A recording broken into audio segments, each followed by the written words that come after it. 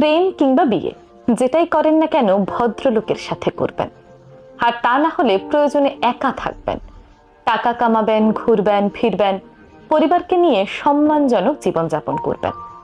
যারা কথায় কথায় মতের অমিল হলেই অসম্মানজনক কথা বলে, গালি দিয়ে কথা বলে, ওটাই তার চরিত্র। এই মানুষগুলো ভীষণ ভয়ানক। যাদের মধ্যে নম্রতা ভদ্রতা আছে তারা কথায় কথায় গালি দিয়ে কথা বলে না, অসম্মানজনক কথা বলে না। তাদের মতের অমিল হলেও সুন্দর ভাষায় সেটা বুঝিয়ে বলে।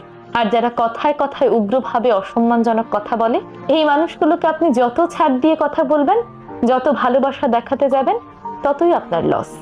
কারণ এরা দিন শেষে আপনাকে মানসিক রোগী বানানো ছাড়া আর কিছুই উপহার দিতে পারবে না।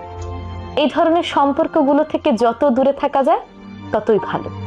আর সবচেয়ে বড় সত্যি কথা হলো, কেউ কাউকে ছাড়া মরে যায় না। সবাই ঠিকই বলে